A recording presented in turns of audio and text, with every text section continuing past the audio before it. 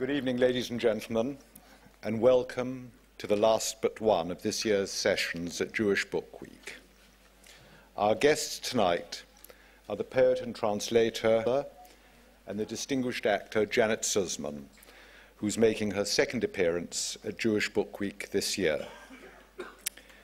Over the last 25 years, Robert Chandler has made a name for himself as one of our most distinguished translators of 19th and 20th century, including works by Pushkin, Chekhov, and Leskov.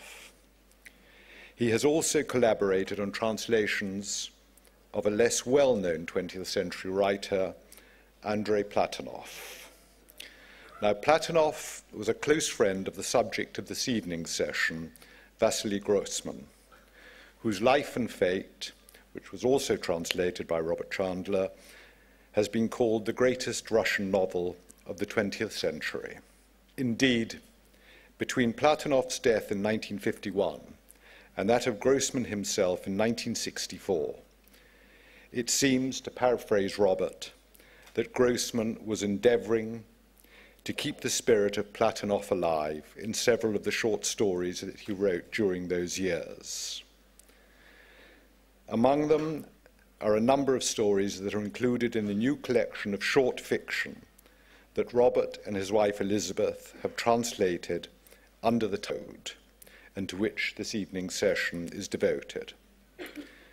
However, it will not be about the later Platonov-inspired short stories that Robert will be speaking, but rather to those that Grossman wrote both at the beginning of his career and later on, and which stand comparison with the work of a writer perhaps better known to this audience, namely Isaak Babel.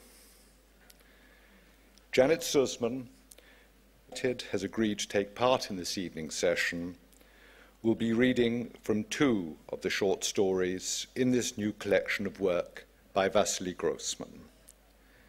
Please join me in welcoming them both here on stage this evening. Thank you.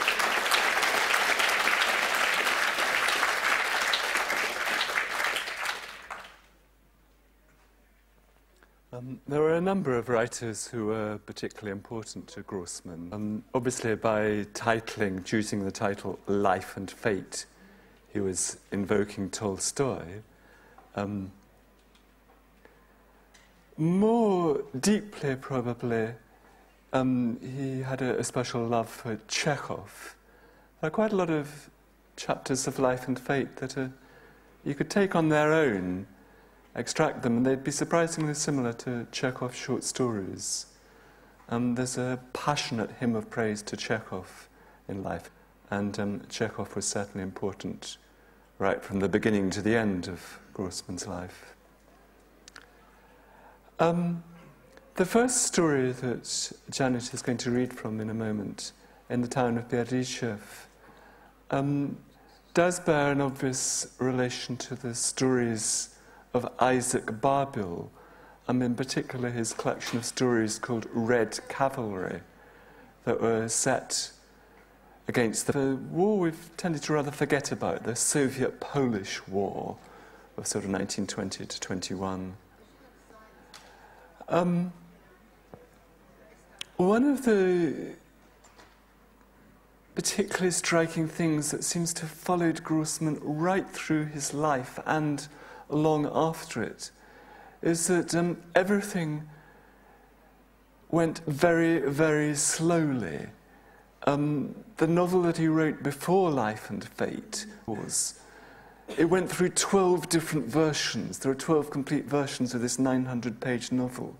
He battled with his editors for 3 years, constantly making changes to try and get it into what they considered publishable shape. Life and Fate itself, after being, as he put it, arrested by the Soviet authorities, even after Grossman's death, it took years before his friend smuggled out to the West. When it got to the West, Russian language publishers were extraordinarily slow to take an interest in it. When it was finally published in Russian and then in translation into different languages, certainly in the English-speaking world, it took a very long time before Life and Fate really attracted attention, really just the last 5 years.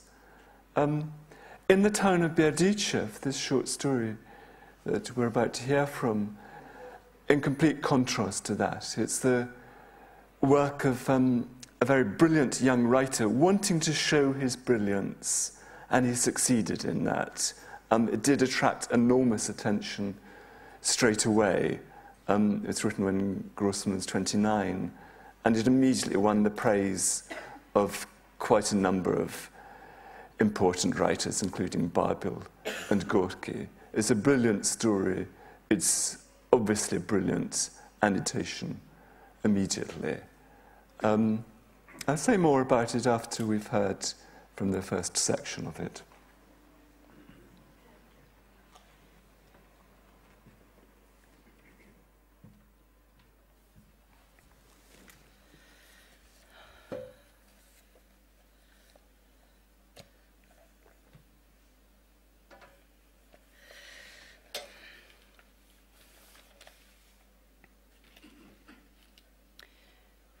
Vavilova's face was dark and weather-beaten, and it was odd to see it blush.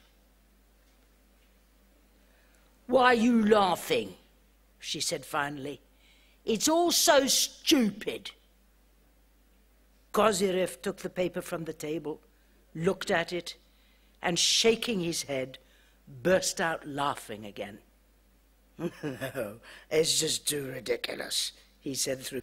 "Application for leave from the Commissar of the 1st Battalion for 40 days for reasons of pregnancy." Then he turned serious. "So what should I do? Huh? Who's going to take your place? Perlmutter from the divisional political section?" "Well, Perlmutter's a sound communist," said Vavilova. "You're all sound communists," said Kozyrev. As though he were talking about something shameful, he asked, "Is it due soon, Klavdia?" "Yes," said Vavilova. She took off her sheepskin hat and wiped the sweat from her brow. "I'd have got rid of it," she said in her deep voice, "but I wasn't quick enough. You know what it was like. Down by Grubashov, there were 3 whole months when I was hardly out of the saddle. Got to the hospital, the doctor said no." She screwed up her nose as if she was about to cry. "I even threatened the bastard with my Mauser," she went on, "but he still wouldn't do anything. He said it was too late." She left the room. Kozyrev went on staring at her application. "Well, well, well," he said to himself. "Who'd have thought it? She hardly seems like a woman at all. Always with her Mauser, always in leather trousers. She went to the attack any number of times. She doesn't even have the voice of a woman.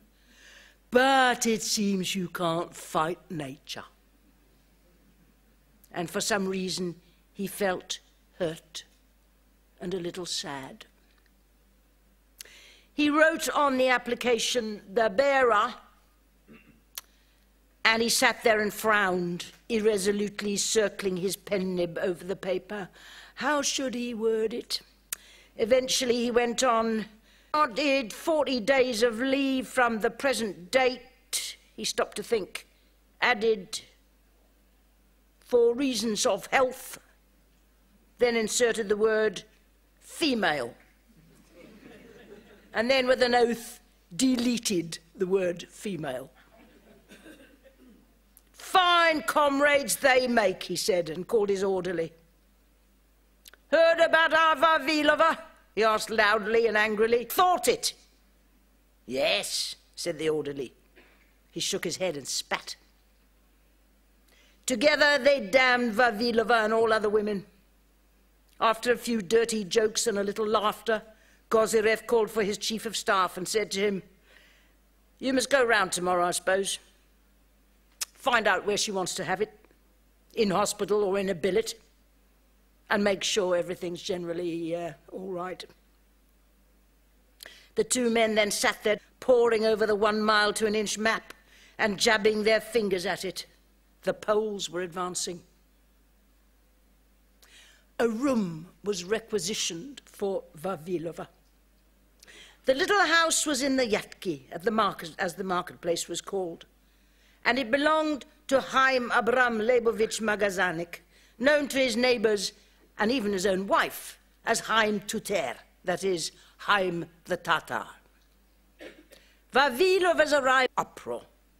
She was brought there by a clerk from the communal department, a thin boy wearing a leather jacket and a pointed Bujonyi helmet. Magazanik cursed him in Yiddish. The clerk shrugged his shoulders and said nothing.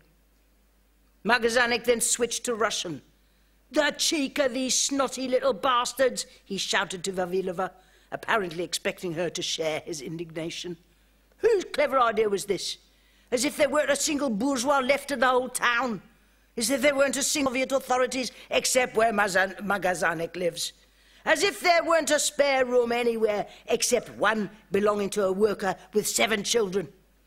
What about Litvak the grocer?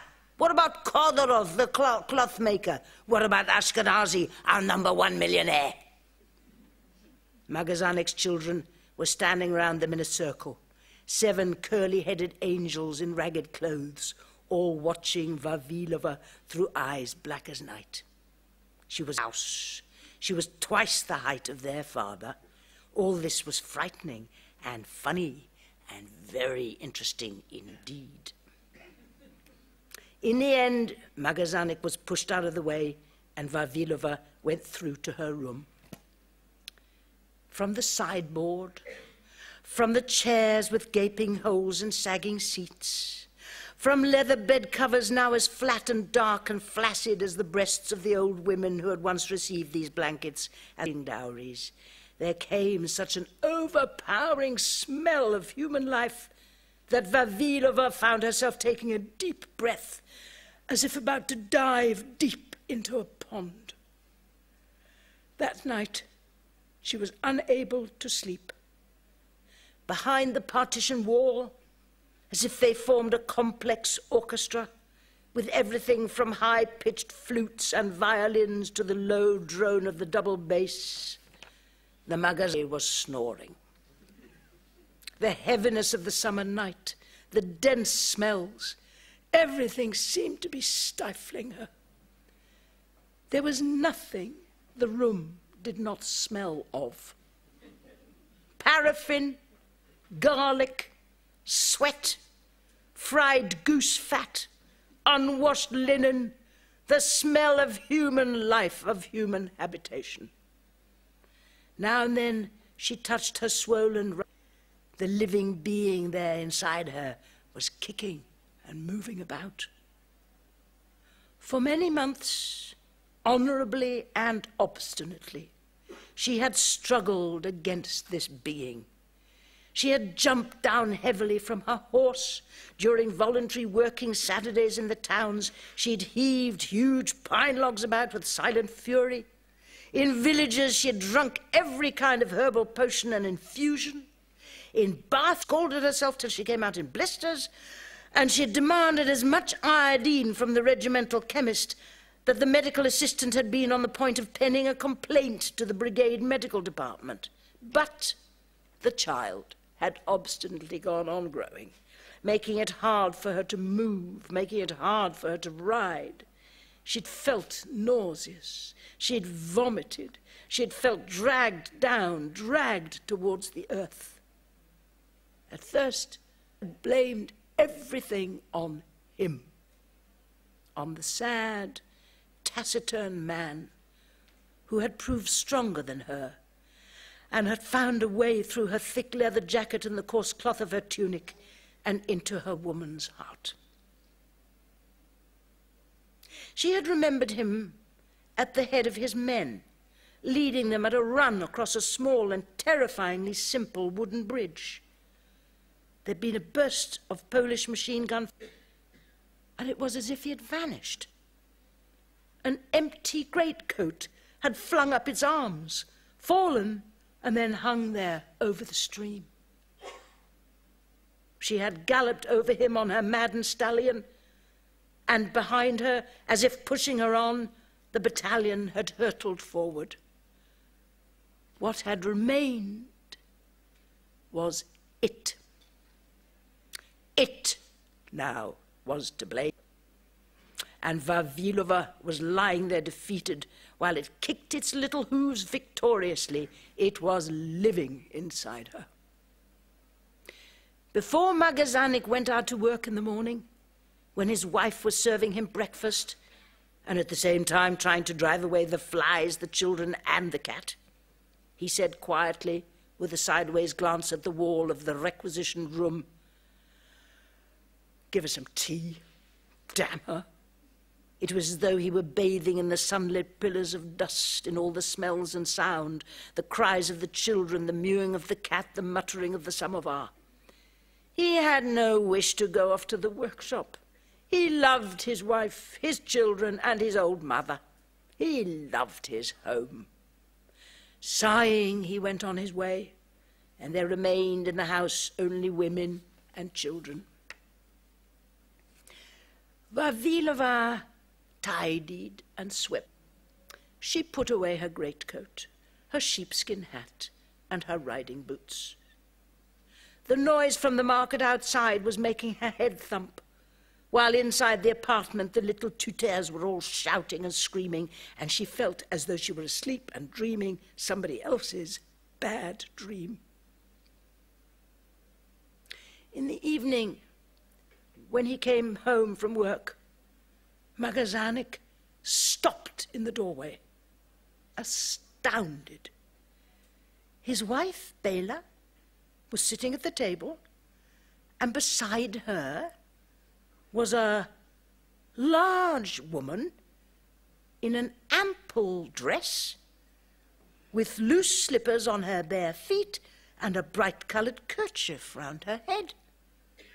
The two women were laughing quietly, talking to each other, raising and lowering their large broad hands as they sorted through a heap of tiny undershirts. Bela had gone into Vavilova's room during the afternoon. Vavilova had been standing by the window, and Bela's sharp feminine eye had made out the swollen belly, partly concealed by Vavilova's height. "Begging your pardon," Bela had said resolutely, "but it seems to me that you are pregnant." And Bela had begun fussing around her, waving her hands about, laughing and lamenting. "Children," she said, "children, do you have any idea what misery they bring with them?" And she squeezed the youngest of the tutors against her bosom. "Children are such a grief, such a calamity, such never-ending trouble. Every day they want to eat, and not a week passes by but one of them gets a rash, and another gets a boil, or comes down with a fever, and Dr. Baraban, may God grant him health, expects 10 pounds of the best visit he makes." She stroked little Sonia's head. "And every one of my lot is still living. Not one of them's gonna die." Vavilova had turned out to know nothing at all. She did not understand anything, nor did she know how to do anything. She had immediately subordinated herself to Bela's great knowledge. She had listened, and she'd asked questions, and Bela, with pleasure the ignorance of this woman commissar, had told her everything she needed to know. How to feed a baby, how to wash and powder a baby, how to stop a baby crying at night, how many nappies she was going to need, the way newborn babies can scream and scream until they're quite beside themselves, the way they turn blue and your heart almost bursts from fear that your child is about to die, the best way to cure the runs, what causes nappy rash, how one day a teaspoon will make a knocking sound against a child's gums, and you know that he started to teeth. A complex world with its own laws and customs, its own joys and sorrows. It was a world about which Vavilova knew, and Bela, indulgently, like an elder sister, had initiated her into it. "Get out from under our feet," she had yelled at the children. "Out you go into the yard, quick march." The moment they were alone in the room, Bela had lowered her voice to a mysterious whisper, and began telling Vavilova about giving birth. Oh, no. Childhood was no simple matter, far from it. And like an old soldier talking to a new recruit, Bela had told about the great joys and torments of labour. Childbirth, she had said. You think it's child's play, like war. Bang, bang, and there's an end to it. No, I'm sorry. That's not how it is at all. Vavilova had listened to her. This was the first time in all the months of her pregnancy that she had met someone who spoke of the unfortunate accident that had befallen her as if it were aunt, as if it was the most important and necessary thing in her life.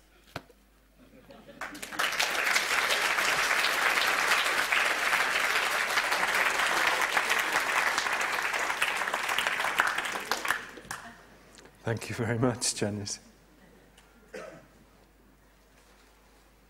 So this story it not only takes place against the same background Babel's Red Cavalry stories, there's a similar quality of style, a very strong wish to startle the reader, to come up with an unexpected metaphor. But most importantly of all, they're both about initiations. Babel's various narrators are intellectual Jews, rather out of their place, this very macho Cossack army. So they're intellectuals being initiated into a world of male violence. And sometimes they more or less succeed, sometimes they don't. Grossman, who is about 10 or more years younger than Babel, he's not only competing with Babel, but he's actually turned it all up. So instead of a male narrator who's not quite sure if he can really manage this male Cossack world, we have a woman commissar being initiated into a world that she ought to know about but doesn't, the world of motherhood, of womanliness. For a while, she seems to be initiated into this. She becomes perfect Jewish mother, desperately anxious about her baby, thinking about nothing except her baby after its birth. But then at a crucial moment, when some Red Army cadets are marching through the town against a much more powerful, advancing Polish army, she can't bear it any longer, and she leaves her baby and rushes out to join the Red Army again. So she ends up, but she ends up staying loyal to her commissarness rather than to her motherliness.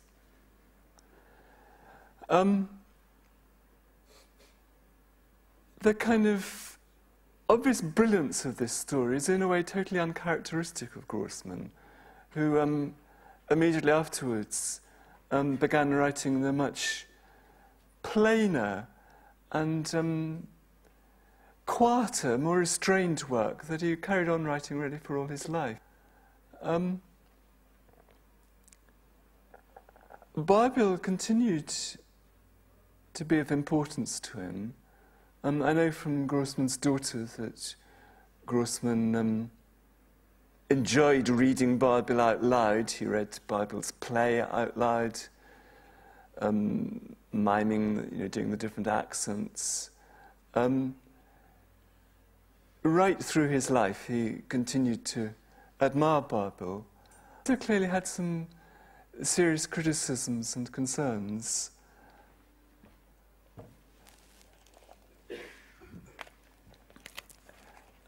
They are, in a way, completely opposite writers. Babel, as a young man, famously went to see Gorky, showed him some of his early work, and Gorky said, yes, fine, but you need to live, you need more experience, and joined the Cossack army in search of experience. He was seeking out violence. Grossman is always going to remain associated with the many terrible things he wrote about. Stalingrad, Treblinka, the terror famine in Ukraine.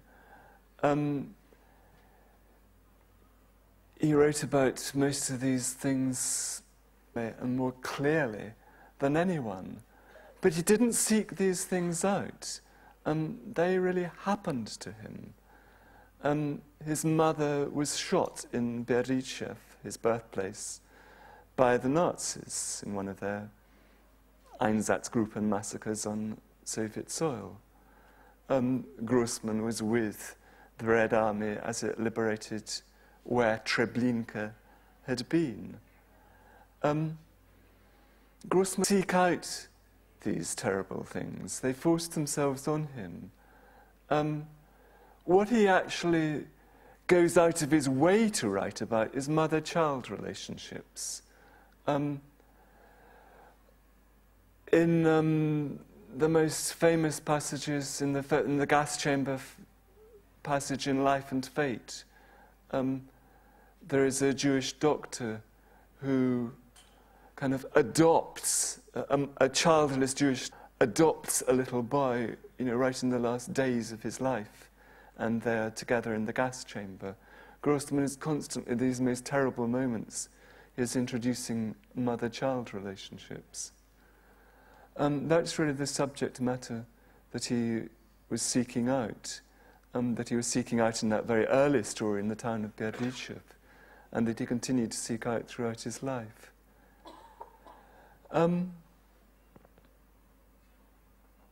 He learned about Babel's, the way that Babel did seek out violence. I'm going to read from a passage by another Russian Jewish writer, Semyon Lipkin, who wrote a memoir about Grossman. And in this memoir, he writes about how he told Grossman how he had once heard Babel say, "Believe me, I've now learned to watch calmly as people are shot." And Grossman's response when Lipkin told him this was, "How I pity him, not because he died so young, not because they killed him, but because he, an intelligent, talented man, a lofty soul, pronounced those insane words. What had happened to his soul? Why a new year with the Yezhovs? Why do such unusual people, him, Mayakovsky, your friend Bagritsky, feel so drawn to the OGPU, the Cheka, the security police? What is it? The lure of strength, of power? This is something we really need to think about. It's no laughing matter. It's a terrible phenomenon." So Babel was indeed fascinated by violence, by the Cheka. He was one of a number of people who attended these extraordinary evenings, these kind of soirees, at the apartment of the wife, Yezhov, who was head of the NKVD at the height of the Great Terror. Yezhov's wife was a glamorous figure and a literary editor. And she had these soirees that were attended by the whole Soviet cultural elite. The greatest Yiddish actor, Solomon Michels, Isaak Babel, who had been and may still have been a lover of hers, Eisenstein, Utiosov, the musician, extraordinary number of gifted and talented people attended these soirees. And whether or not Grossman ever went, I don't know. That's not clear. He clearly was close to a number of people who did go. And so this is 35, 36, 37. Around 25 years later, Grossman wrote a story called Mama, on the real life story of an orphaned girl who was adopted by the Yezhovs. Grossman's story stays very, very close to the facts. We know this because the orphaned girl has herself is actually still alive and has been interviewed a number of times. Grossman's account is very, very close to her own account. And this is very, very... Grossman, he is in a way writing about a kind of subject matter that Babel would have liked to write about. Because Babel clearly attended these soirees both because he fancied Yezhov's wife and because he was deeply fascinated by Yezhov. So Grossman is in a way writing a kind of a story on a subject matter that Babel would have loved to write about. But he's doing it in his very typically low-key way. The whole most from the perspective either of the orphaned girl or of her peasant nanny, who is a very good-natured, decent woman with no understanding of what is going on in the country or really who Yezhov is. So Grossman is taking us into the heart of this terrible world, but we see it through the eyes, through very, very innocent eyes. Janet. So this is going to be the second section of this story, after the Yezhovs have taken this little girl from the orphanage.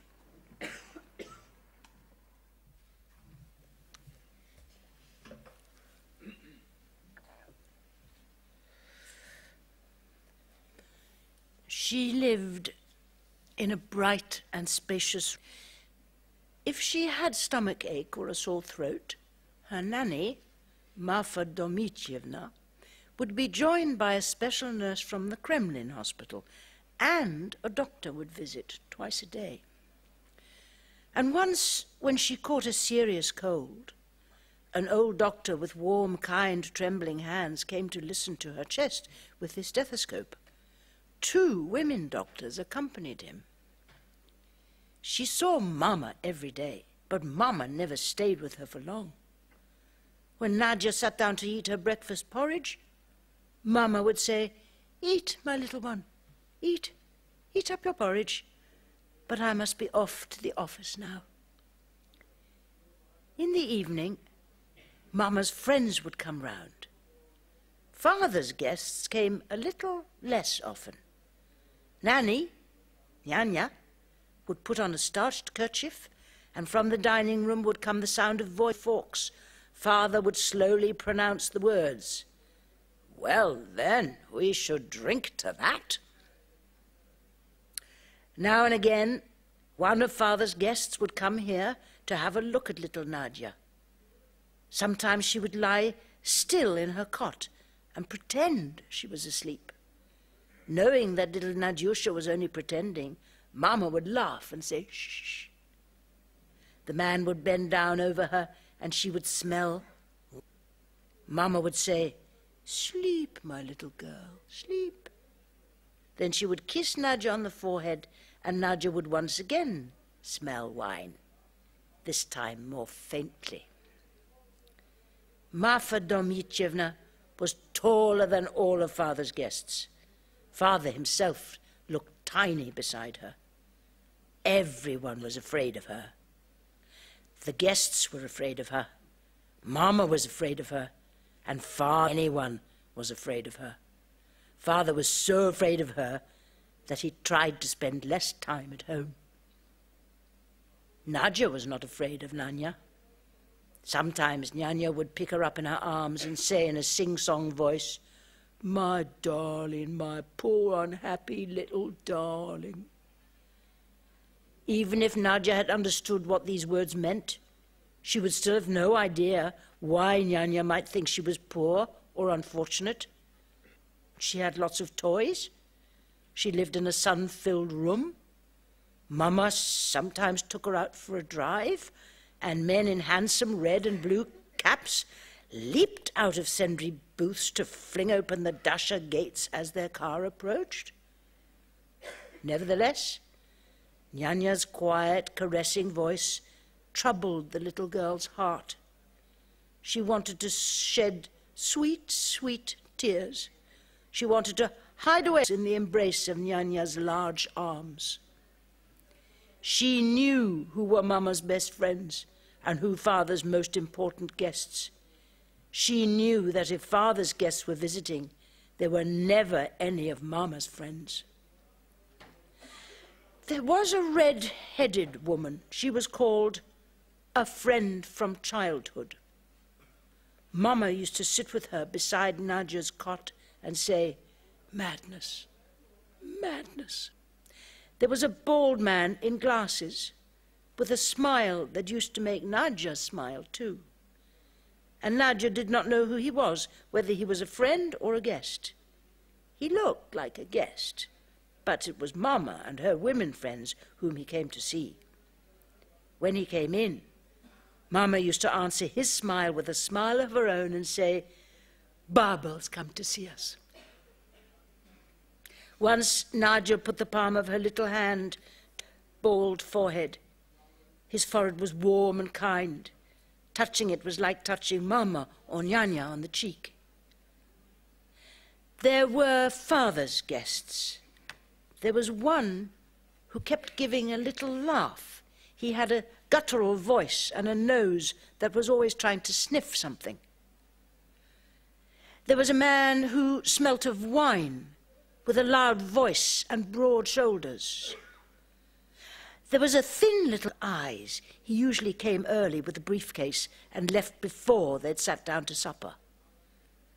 There was a dark-skinned man with a pot belly and moist red lips. One evening he took Nadia in his arms and sang her a little song. Once she saw a guest with a pink face and grey hair in military uniform. He drank some wine, then sang. Once she saw a guest who appeared to make Mama feel timid, glasses and a large forehead, and he stuttered. Unlike the others, who wore military jackets of one kind or another, he wore an ordinary jacket and a tie. He told Nadia in an affectionate voice that he had a little daughter too. Marfa Dmitrievna could not remember which was Beria and which was Betal Kalmikov. And she kept forgetting that the thin man with the briefcase was Malenkov. Which Molotov and Voroshilov, on the other hand, she recognized from the many pictures she had seen of them. Nadia did not know any of the guests by name, but she knew the words Mama, Nyanya, Papa. One day there was a new guest. What made him seem special to Nadia was not the way everyone seemed so while they were waiting for him to arrive, nor was it the way Nyanya made the sign of the cross when Father himself went to open the front door to him, nor was it anything to do with his clever pockmarked face and his dark grey streaked moustache and his soft flute, nor was it that this guest walked more silently than any person could walk, except the black cat with green eyes that lived at their dasha. Everyone Nadia knew had the same look in their eyes. There was the same look in Mama's brown eyes, and in Father's grey-green eyes, and in the yellow eyes of the cook, and in the eyes of every one of Father's guests, and in the eyes of the guards who opened the dasha gates, and in the eyes of the old doctor. But these new eyes that looked at Nadia for several seconds, slowly and without curiosity, were entirely calm. There was no madness in them, no anxiety or tension, nothing except slow. In the home of Nikolai Yezhov, there was no one with calm eyes except Marfa Dmitrievna. Marfa Dmitrievna saw and understood a great deal. No longer was the voice of jovial, broad-shouldered Betal Kalmikov to be heard in their home. The mistress of the house took to wandering about from it. She stood over Nadia as she lay asleep, whispered, clinked phials of medicine in the dark, turned on all the chandeliers, and went back to Nadia again, still whispering and whispering, either praying or repeating lines of poetry to herself. In the morning, Nikolai Ivanovich Yezhov would come home looking thin and pinched. He would take off his coat, light a cigarette while he was still in the hall, and say irritably, "I don't want anything to eat, and I don't want any." Once his wife asked him something, then gave a frightened cry, and never again did her childhood friend with the red hair come to see her, nor did the two women ever speak again on the telephone. Once Nikolai Ivanovich went up to Nadia and smiled. She looked into his eyes and screamed. "Is she ill?" he asked. "Softened her," said Marfa Dmitrievna. "What?" "Lord knows. She's only a child." When Marfa Dmitrievna and Nadia came back from their walks, the guard now looked straight at the little girl, straight into her little face, and Marfa Dmitrievna would try to prevent her from seeing his stare, which was as sharp as the filthy blood of a bird of prey. It is possible that Marfa Dmitrievna was the only person in the entire world who felt pity for Nikolai Ivanovich. Even his wife now feared him. Marfa Dmitrievna noticed the fear that she showed at the sound of his car, and when the pale, grey-faced Nikolai Ivanovich, together with 2 or 3 other pale, grey-faced men, came in and walked through. Marfa Dmitrievna, however, remembered calm, pock-marked comrade Stalin, master of all and everyone, and felt pity for Nikolai Ivanovich. She thought his eyes looked confused, pathetic, lost. It was as if she did not know that the country lay frozen in horror, that Yezhov's gaze had frozen all of vast Russia. Day and night, the interrogations went on in the Lubyanka, in Lefortovo, and in the Burtirka. Day and night, trains transported prisoners to Komi, to Kolyma, to Norilsk, to Magadan, and the Bay of Nogayevo. Every dawn, the bodies of those shot during the night in prison basements were taken away in lorries. Did Marfa Dmitrievna realize that the fate of a Soviet embassy in London, that the fate of his pretty wife, arrested while she was still breastfeeding her little daughter, before she had even completed her singing course at the Conservatoire? Did Marfa Dmitrievna realize that these fates had been determined by the signature, at the foot of a long column of names, of a former Petersburg factory worker by the name of Nikolai Ivanovich Yezhov? He was still signing list after list, and dozens of these enormous lists of enemies of the people, and the black smoke was still pushing its way up from the crematoria of Moscow. One day, as the cook was lighting a cigarette, Marfa Dmitrievna heard her muttering behind their mistress' back, "And that's the end of your days as Tsaritsa." Evidently, the cook knew something that the nanny did not. What Marfa Dmitrievna would remember from those last days was the silence that entered the house. The telephone no longer rang. There were no guests. In the morning, Nikolai Ivanovich did not summon his deputies, secretaries, assistants, adjutants, and messengers. His wife no longer went out to work. She lay on a sofa in her dressing gown, yawning, thinking, reading, sometimes smiling a little, walking from room to room in silent nighttime slippers. The only person to make a noise in their home was little Nadyusha. She cried, laughed, and clattered her toys about. One morning, an old woman visited the mistress of the house. Not a sound came from the room where the two women sat together. It was as if neither was saying a word. The cook walked up to the door and put a hole.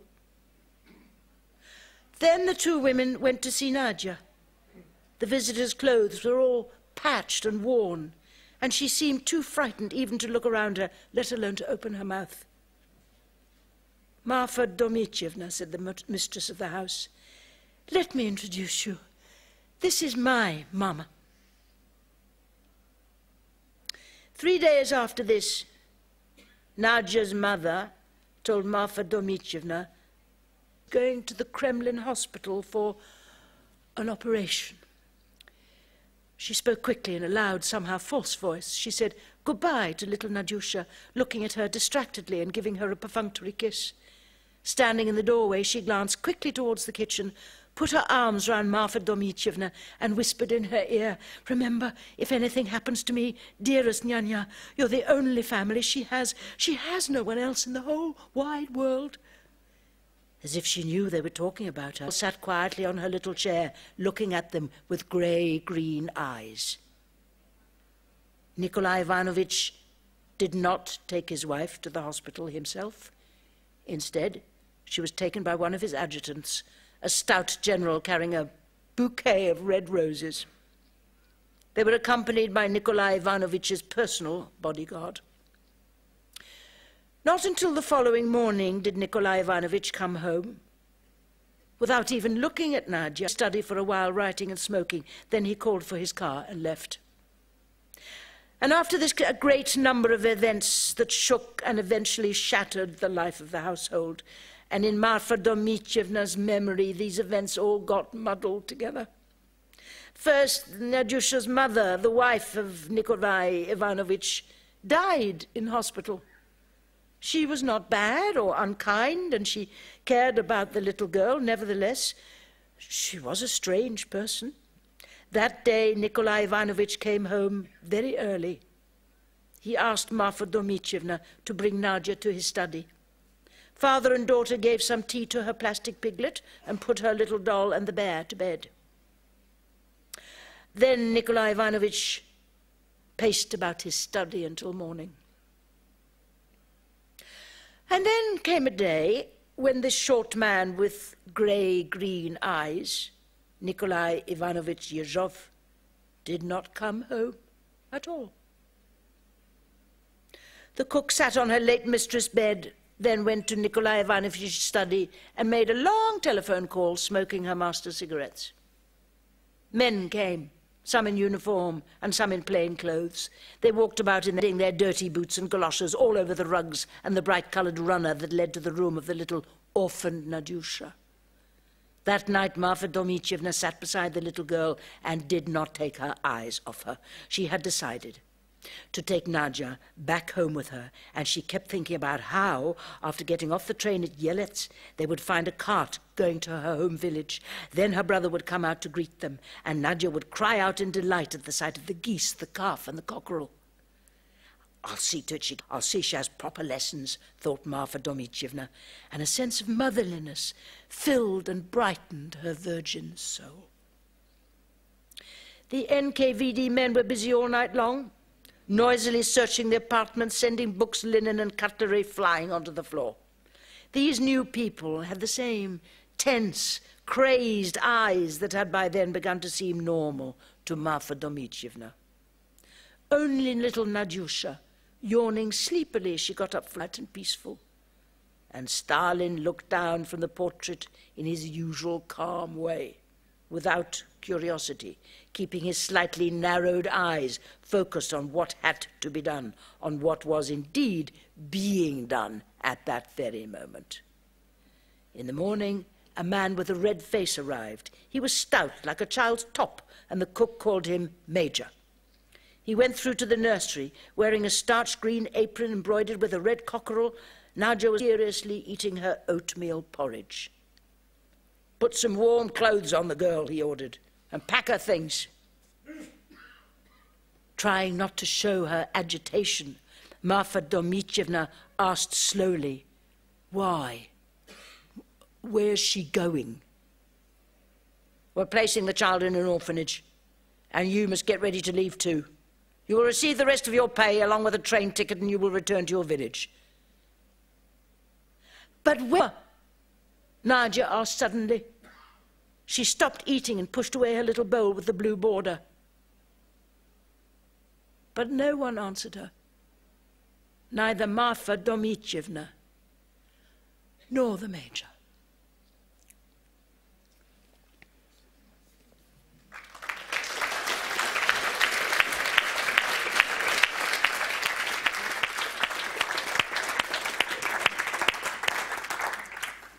Yezhov will himself be shot soon after this.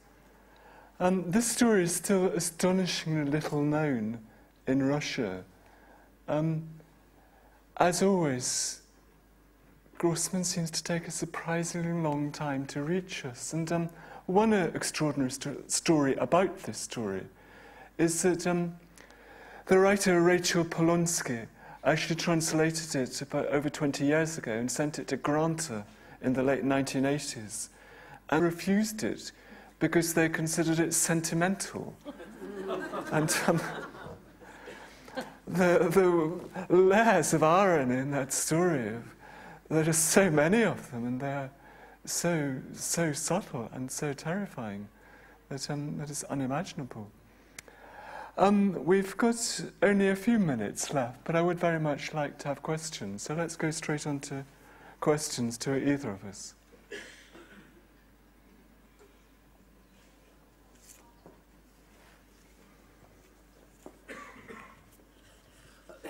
Thank you. I have a question for you in translating. I'm basing this on Life and Fate, which I actually read in Hong Kong 2 years ago, which is where I found it, amazingly enough. What struck me was the beauty of the language. I read a lot, but I find well-written books, and Life and Fate was just superb. When you're translating, particularly with an author who's no longer alive, how do you find their voice to put into the translation?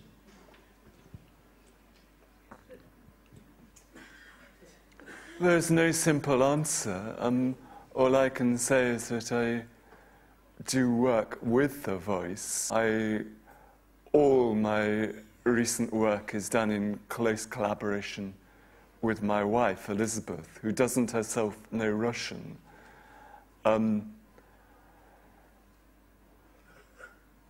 work together usually takes the form of me reading things out loud to her, sentence by sentence.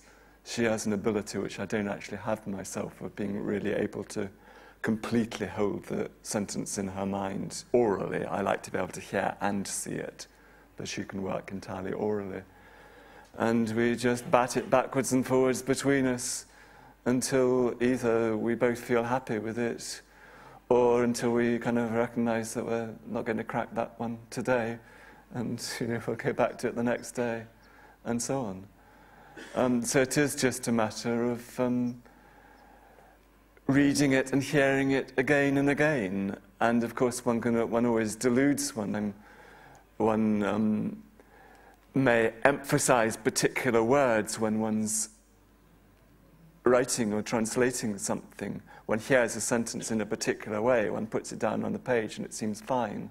And then it may only be a month or several months later that you realize that that sentence can actually be read in a number of completely different ways by a reader. So the art is to try and rewrite it, change the word order in such a way that the intonation you want is the intonation that the reader is bound to arrive at. That's as much as I can say. Could you tell us what Grossman's reputation in Russia is today? What his standing is? Grossman is more widely read in a huge number of countries. I mean, Life and Fate sold 200,000 copies in its first year in Spain. It's been a bestseller in Poland. It's really been very successful in countries. In Russia, less than almost anywhere. I mean, I knew this anyway, and I sort of understood it particularly clearly and the reasons for it.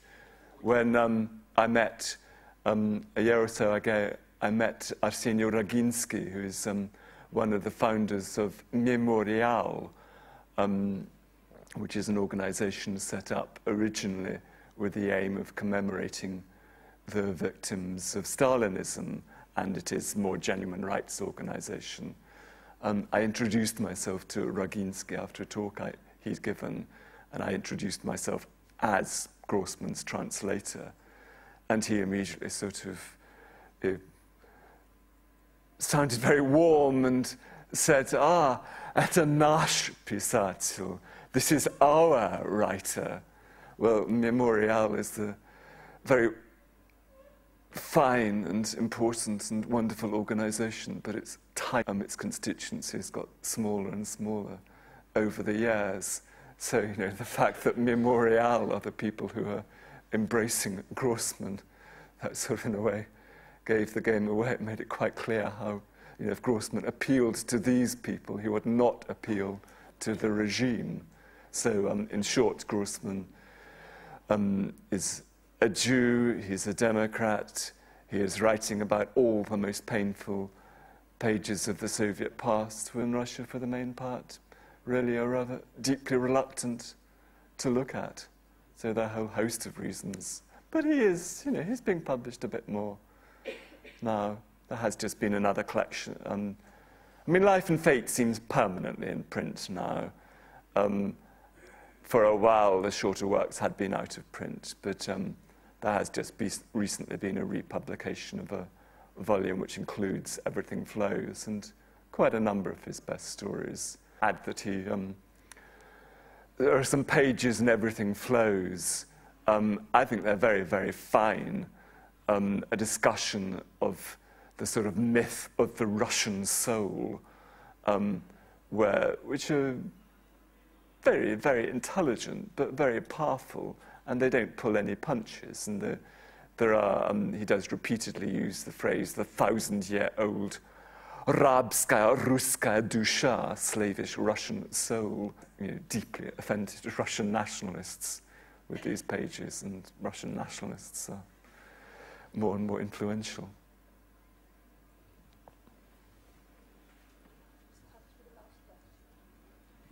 What other writers were important to Grossman? Well, as I said at the beginning, Tolstoy and Chekhov, obviously. And then the writer who he was closest to, I don't know when they first met, but they were certainly seeing a lot of each other from the beginning of the war, when both of them were writing for Red Star. Andrei Platonov. They were close friends, certainly throughout the war years until Platonov's death in 1951. Our kind of general idea of Soviet literature is still very kind of influenced by everything to do with the Cold War. So the writers who became famous, who became bestsellers, are the writers around whom there were major international scandals. So Pasternak, because of Dr. Zhivago, because of the Gulag Archipelago and him being exiled from the Soviet Union. The three greater writers, I would say, who we've become much, much slower to get to know are Grossman, okay, that's begun to change in the last 5 years, Andrei Platonov, who is as great a writer as Grossman, and Shalam, who is the Russian Primo Levi, his collection of stories about the camps of Kolyma is really very similar in tone and every bit as fine as the best work of Primo Levi. But I don't think Grossman knew Shalam, if that's a little bit of a red herring. but Platonov was a close friend, and is someone who, a rather unusual case of a writer who just went on writing better and better right through his life, from decade to decade, from year to year. I think the stories he wrote after Life and Fate may actually be his very finest work, along with some chapters of Everything Flows. And there's a kind of quality of universal compassion for animals, for Yezhov even, in Mama. And that is something that Grossman and Platonov very, very much share. So thank you very, very much for reading, Janet, and thank you.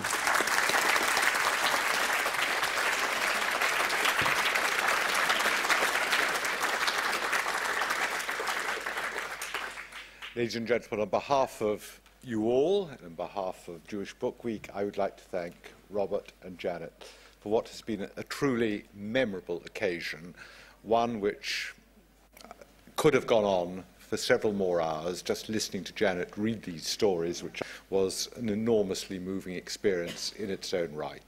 So, once again, thank you both very, very much. Could I just ask you, please, when you leave, to leave by the door down here marked C, because the other doors apparently will be closed, and also Robert has said that he would be happy to sign books next door.